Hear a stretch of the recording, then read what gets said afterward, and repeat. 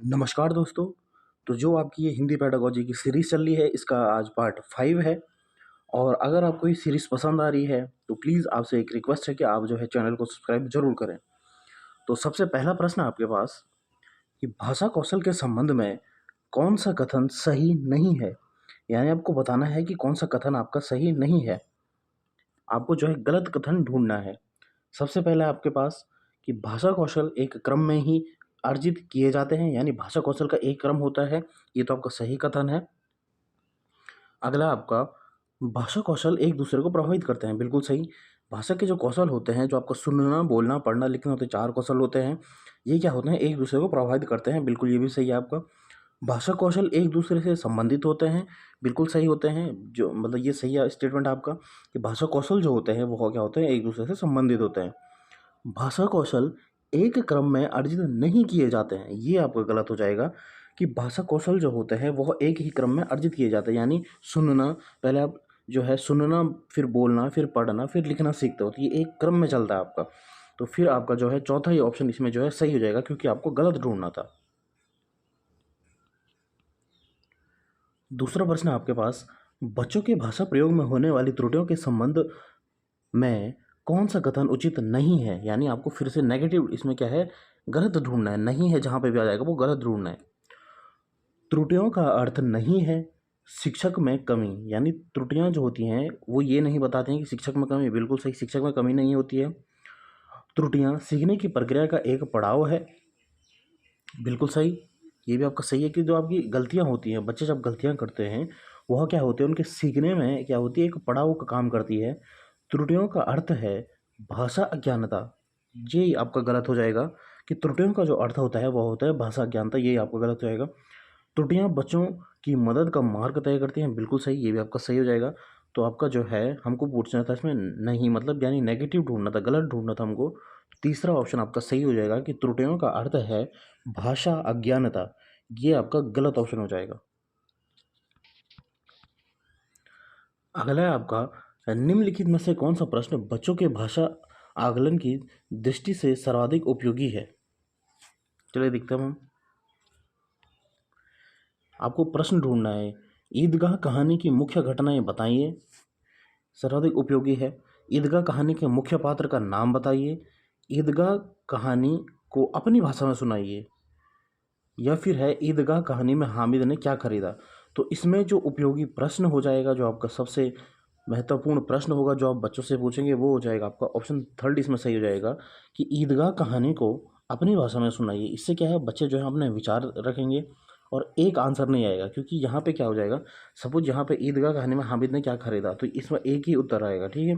यहाँ पे भी है ईदगाह कहानी का मुख्य पात्र कौन है, यहाँ पे भी एक ही उत्तर आया। तो ऐसे प्रश्न हमें बच्चों को नहीं पूछने हैं, हमें बच्चों को ऐसे प्रश्न पूछने हैं जहाँ पे कि क्या है, उनको वो अपने विचार रख सकें, यानी अपनी विचार भावनाओं को रख सकें, प्रस्तुत कर सकें। इससे उनके भाषा कौशल में क्या है, विकास होगा।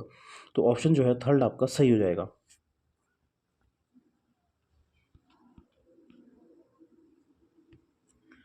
बच्चों में भाषा सीखने की क्षमता क्या होती है आपकी, जन्मजात होती है, अर्जित की जाती है, अनुकरणीय होती है, या फिर बिल्कुल भी नहीं होती है? तो बिल्कुल नहीं गलत हो जाएगा, अर्जित नहीं की जाती, अनुकरणीय नहीं, जन्मजात होती है, बिल्कुल ऑप्शन फर्स्ट आपका सही हो जाएगा कि बच्चों में जो भाषा सीखने की क्षमता जन्मजात होती है। और यह किसने कहा था, यह कथन कहा था आपका नोम चॉम्स्की ने, ये भी आपको याद रखना है। बच्चों के भाषा सीखने की क्षमता, बच्चों के भाषा सीखने में सर्वाधिक महत्वपूर्ण क्या है, ये आपसे पूछा गया है। सुंदर लिखना, मानक वर्तनी, शुद्ध उच्चारण, या फिर बातचीत करना। आपको ये पूछा गया है कि भाषा सीखने के में सर्वाधिक महत्वपूर्ण क्या है। जब आप बच्चे को भाषा सिखा रहे हो तो उसमें सबसे ज़्यादा महत्वपूर्ण क्या है? सुंदर लिखना, जहाँ पे भी सुंदर लिखा जाएगा ये गलत होएगा। मानक वर्तनी, मैंने आपको बताया मानक वर्तनी गलत होता है। शुद्ध उच्चारण भी आपका गलत होगा, आपका सही उत्तर हो जाएगा बातचीत करना। जो भाषा सीखने में सबसे ज़्यादा महत्वपूर्ण क्या होगी, बच्चों से क्या है, बातचीत करेंगे, उनके विचारों को समझेंगे, ठीक है। तो यहीं पर उनका क्या है, भाषा का जो सीखने का उनको प्रोत्साहन मिलेगा। तो ऑप्शन जो है आपका फोर्थ सही हो जाएगा कि बातचीत करके हम जो है बच्चों में भाषा सीखने को महत्वपूर्ण बना सकते हैं। अगला प्रश्न आपका, प्राथमिक स्तर पर भाषा सीखने सिखाने का अर्थ है अलंकारिक भाषा का प्रयोग, नहीं, अलंकारिक भाषा नहीं होती है। वर्णमाला जहाँ पे भी आ जाएगा ये गलत हो जाएगा आपका। भाषा का प्रभावी प्रयोग, यानी हम भाषा को क्या है एक प्रभावी प्रयोग से यूज़ कर रहे हैं, ये आपका सही हो जाएगा। और मैंने आपको बताया था कि भाषा का प्रयोग जहाँ पे भी आएगा ये आपका सही हो जाएगा।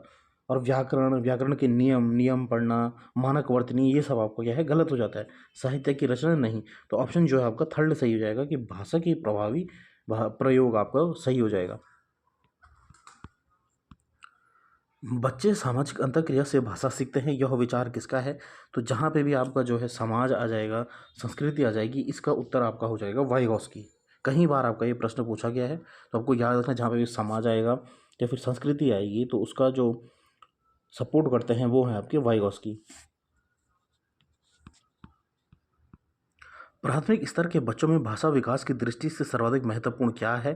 तो देख लेते हैं हम, क्या बच्चों को क्या है प्राथमिक स्तर पर कौन से आपके महत्वपूर्ण रहेंगे? पत्रिका, पाठ्य पुस्तक, समाचार पत्र, बाल साहित्य। तो आपका ये इसका सही उत्तर हो जाएगा बाल साहित्य। बाल साहित्य जो है कहीं पर भी आएगा तो ये आपका क्या हो जाता है, सही उत्तर हो जाता है। बाल साहित्य जो होता है, मैंने आपको बताया था बाल साहित्य क्या होता है, जैसे आपकी कविता होती है, आपकी कहानी होती है, ये सब आपके क्या है बाल साहित्य में आते हैं। तो ऑप्शन फोर्थ आपका सही हो जाएगा। अगला प्रश्न आपका, भाषा सीखना और भाषा अर्जित करने में मुख्यतः अंतर का आधार क्या है? या भाषा जब आप सीख रहे हो या फिर भाषा क्या है आप जब अर्जित कर रहे हो, तो इसमें क्या है कौन सा आपका मुख्य अंतर होता है? साक्षरता का, पाठ्य सामग्री का, भाषाई परिवेश का, या फिर भाषा आकलन का? इसका मुख्य अंतर होता है आपको भाषा परिवेश का, भाषा कैसे इन्वायरमेंट में आप ले रहे हो। ठीक है, क्योंकि आपकी भाषा जो आप अर्जित करते हो, भाषा अर्जित जो होती है वह अपने आप ही हो जाती है, स्वयं हो जाती है। लेकिन भाषा सीखने में आपकी एक जटिल प्रक्रिया होती है, कठिन प्रक्रिया होती है। ठीक है, ये मैंने आपको पढ़ाया है। आपका जो एमसीक्यू इससे पहले मैंने आपको डिस्कस करे हैं भाषा अर्जन और भाषा अधिगम में। और कुछ बच्चों के आपके क्वेश्चन आ रहे थे कि सर जो है ये पेपर 2 के लिए भी आपका है, तो ये पेपर 2 के लिए भी है, लेकिन ये आपका जो है पेपर 1 में पूछे गए प्रश्न है। अगर आपको पेपर 2 चाहिए वो भी मैं आपको करा दूंगा। जो पेपर 2 के जो हिंदी की पेडागोजी के प्रश्न आते हैं वो इससे डिफ़िकल्ट लेवल के आते हैं और थोड़ा बहुत वो डिफ़िकल्ट होते ही हैं।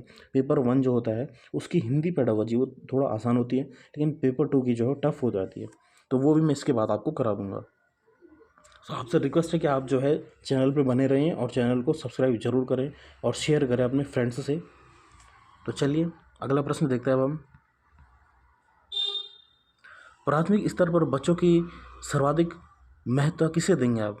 यहाँ पे थोड़ा गलत हो रखा है। प्राथमिक स्तर पर बच्चों की भाषा आकलन में आप सबसे महत्व किसे देंगे? यानी जब आप प्राथमिक स्तर पर बच्चों का भाषा आकलन कर रहे हो तो आप सर्वाधिक किसे महत्व दोगे? ये थोड़ा प्रश्न आपका गलत हो रखा है, ये मैंने आपको बता दिया ऐसा प्रश्नों का।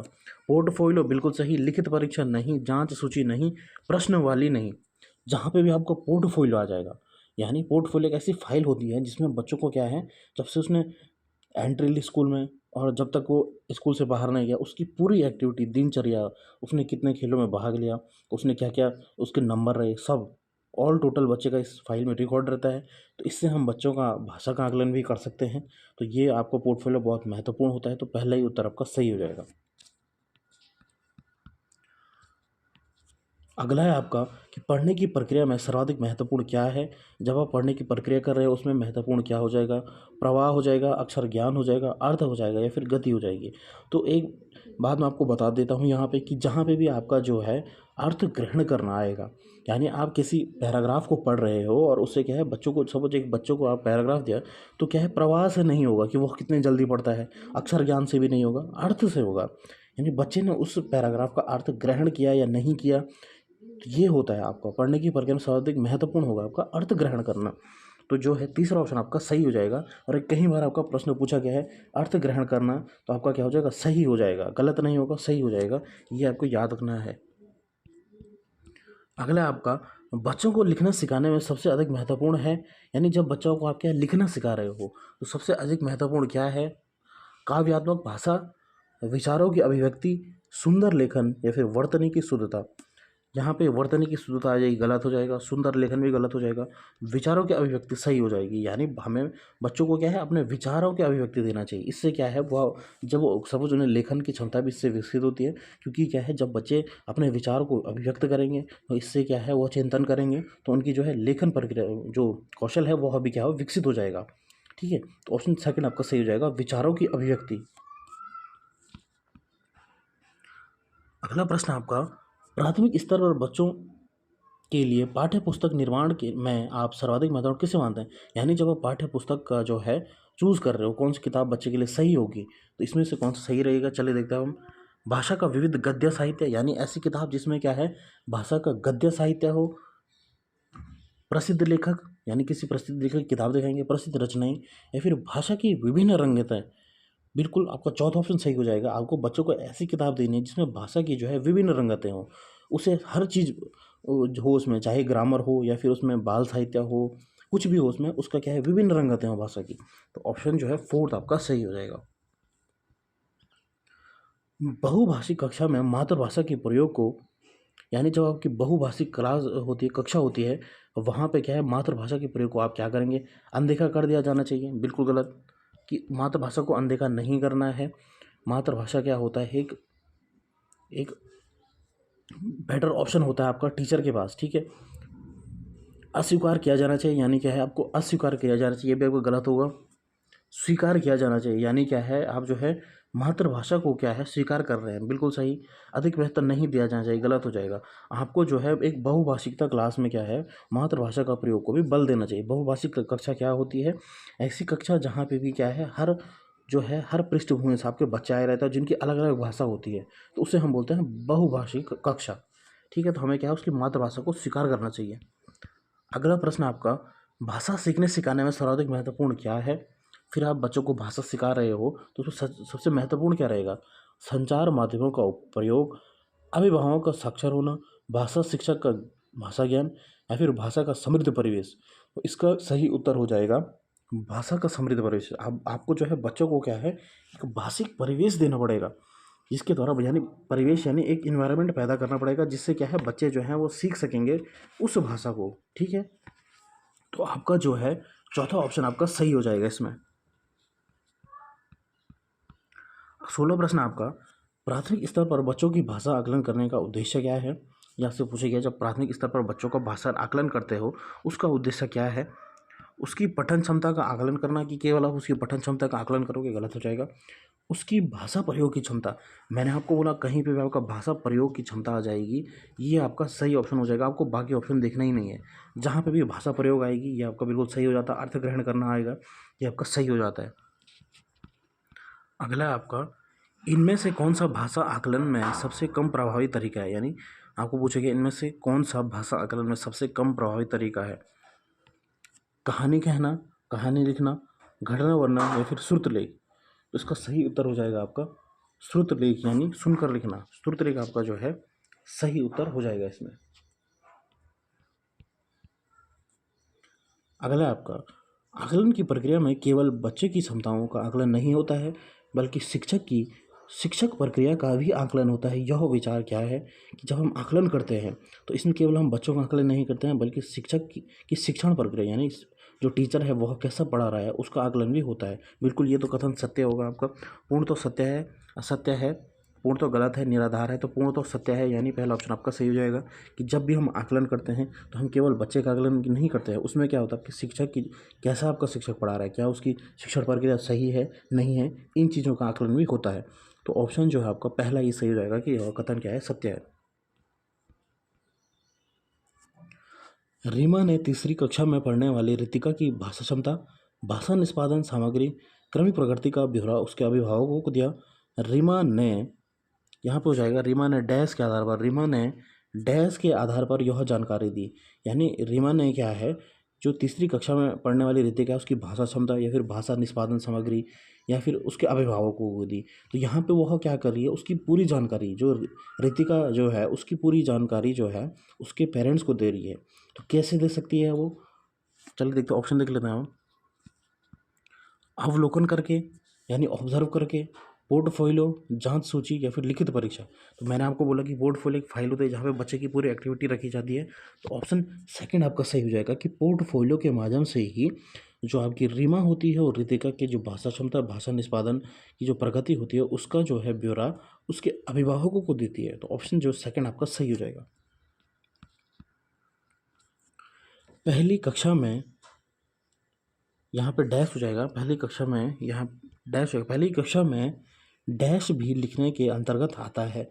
यानी वाक्य लिखना, शब्द लिखना, अक्षर बनाना या फिर चित्र बनाना। पहली कक्षा में जो था आपका बच्चों को जो है आप क्या है चित्र बनाना सिखाओगे, तो पहला उत्तर से ये आपका चौथा ऑप्शन सही हो जाएगा।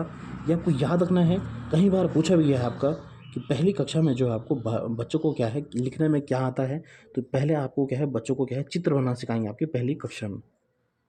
चौथा ऑप्शन आपका सही हो जाएगा।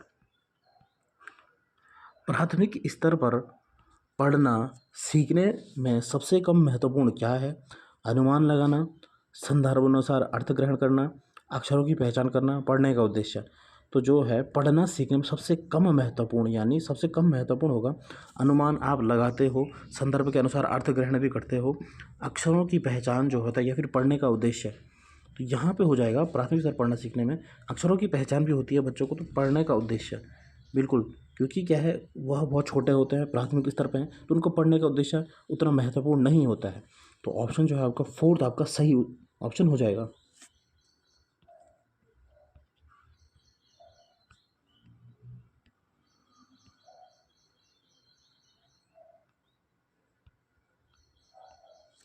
अगला है आपका भाषा अर्जन क्षमता किसके साथ संबंधित है, कि भाषा को क्या है हम अर्जित कर सकते हैं? पियाजे, चॉम्स्की, स्किनर या फिर ब्रूनर। तो इसका सही उत्तर हो जाएगा आपका नोम चॉम्स्की। चॉम्स्की ने क्या कहा था, हम भाषा को क्या है अर्जित करते हैं, यानी भाषा क्या है हम अपने आप ही हम सीख जाते हैं किसी भी भाषा को, ये आपका कहा था नोम चॉम्स्की ने। प्राथमिक स्तर पर भाषा सीखने में भाषा संबंधित कौन सा संसाधन सबसे सर्वाधिक महत्वपूर्ण होगा? यानी आप भाषा सीखने में सबसे, मैंने आपको बोला बाल साहित्य जहीं पे भी आ जाएगा ऑप्शन हो जाएगा, आपको और कहीं देखना ही नहीं है, बाल साहित्य आपका सही उत्तर हो जाएगा। अगला है आपका बच्चे अपनी मातृभाषा का प्रयोग करते हुए हिंदी भाषा की कक्षा में अपनी बात कहते हैं, यह बात क्या है? यानी क्या है बच्चे क्या है अपनी भाषा का प्रयोग, मातृभाषा का प्रयोग कर रहे हैं, यह स्वाभाविक है, निंदनीय है, विचारणीय, अनुचित है? तो यह क्या है स्वाभाविक है, ऑप्शन फर्स्ट आपका सही हो जाएगा। क्योंकि बच्चा जो होता है सबसे पहले क्या होता है अपनी मातृभाषा को ही सीखता है, तो जिस मातृभाषा को उसने अपने घर में सीखा वह अपने विद्यालय में जा करके भी उसी मातृभाषा में सर्वाधिक बात करता है, तो ये महत्वपूर्ण भी होती है उसकी मातृभाषा। तो ऑप्शन फर्स्ट आपका सही हो जाएगा। अगला है आपका बहुभाषिकता हमारी पहचान भी है और हमारी डैश व डैश का अभिन्न अंग भी है। यानी आपकी बहुभाषिकता मैंने आपको बताया कि अलग अलग बच्चे जो है अलग अलग भाषा होती है, क्या होती है हमारी डैश व डैश का एक अभिन्न अंग भी है। तो ऑप्शन देख लेते हैं अब हम, हमारी जो है संस्कृति और सभ्यता, सभ्यता और साहित्य, साहित्य तो नहीं होगा, ये तो गलत हो जाएगा, और चुनौतियाँ भी गलत हो जाएगा। ऑप्शन फर्स्ट आपका सही हो जाएगा, हमारी संस्कृति और सभ्यता का एक अभिन्न अंग है आपका जो बहुभाषिकता होती है, क्योंकि हमारी संस्कृति और सभ्यता में ही बहुभाषिकता का प्रचलन है, क्योंकि हर बच्चा जो है अलग अलग भाषा यूज करता है, आपकी मातृभाषा सबकी अलग होती है, तो इसलिए बहुभाषिकता जो होती है यह हमारी संस्कृति और सभ्यता का एक अभिन्न अंग है। तो ऑप्शन फर्स्ट आपका सही हो जाएगा।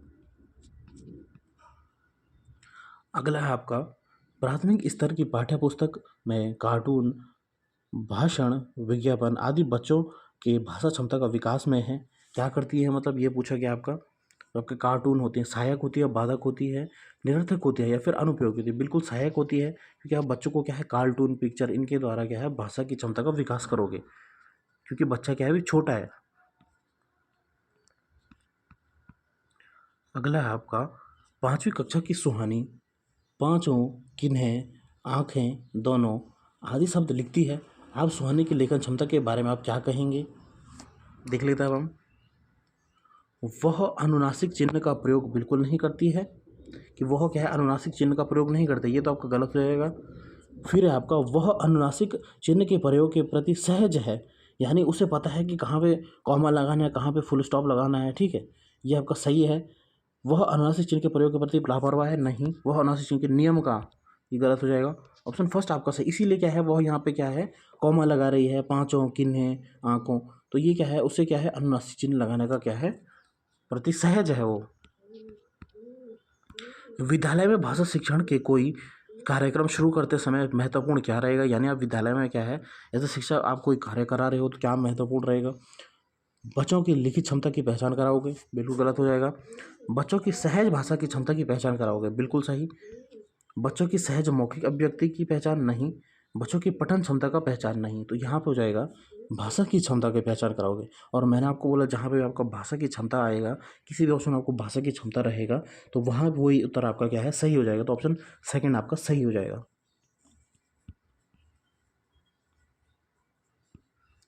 अगला आपका, कई बार बच्चे जब स्कूल आते हैं तो 2 या 3 भाषाओं की ओर बोलने की क्षमता से लैस होते हैं। यानी यहाँ पे पूछा गया है, कई बार जब बच्चे स्कूल आते हैं तो वो 2 या 3 भाषाओं को, यहाँ पे डैश हो जाएगा, सॉरी यहाँ पे थोड़ा प्रिंटिंग मिस्टेक हो रही है, डैश भाषाओं को डैश और बोलने की क्षमता से लैस होते हैं। ठीक है, पढ़ने लिखने रटने समझ, रटना जो हो जाएगा गलत हो जाएगा।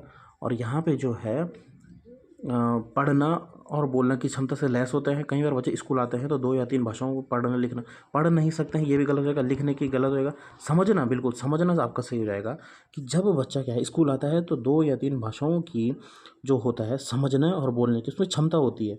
यानी वो क्या है 2 या 3 भाषाओं को समझ सकता है और बोल भी सकता है। तो ऑप्शन जो है फोर्थ आपका सही हो जाएगा। अगला प्रश्न आपका, तीसरा प्रश्न आपका, किसी विषय को सीखने का मतलब है उसकी जो होता है, यहाँ पे डैश होएगा, डैश को सीखना और उसके डैश को सीखना। यहाँ पे ये गलत हो रखा है, यानी क्या है 2 बार पूछा गया आपका कि किसी जो होता है विषय को सीखने का मतलब है कि उसकी डैश को सीखना और उसकी जो है डैश को सीखना। किसको सीख रहे हैं, चल देख लेते हैं, ऑप्शन देख लेते हैं हम कि अवधारणा और विषय वस्तु को सीखना, यानी अब अवधारणा और विषय वस्तु को सीख रहे हो, या फिर विषय वस्तु और उपयोगी और अवधारणा शब्दावली, या फिर होता है शब्दावली या फिर विषय। तो यहाँ पे इसका सही उत्तर हो जाएगा तीसरा। यानी आप जो है जब भी क्या है किसी विषय को सीखने का मतलब है उसकी जो अवधारणा को सीखना और उसकी जो है शब्दावली को सीखना। बिल्कुल ऑप्शन थर्ड आपका सही हो जाएगा। तो बच्चों आज हमने देखे आपके 30 महत्वपूर्ण प्रश्न आपकी हिंदी पेडागोजी के, और इनको बनाने में बहुत मेहनत लग रही है। प्लीज़ आप जो है चैनल को सब्सक्राइब ज़रूर करें, लाइक करें, कमेंट करें और शेयर करें। धन्यवाद।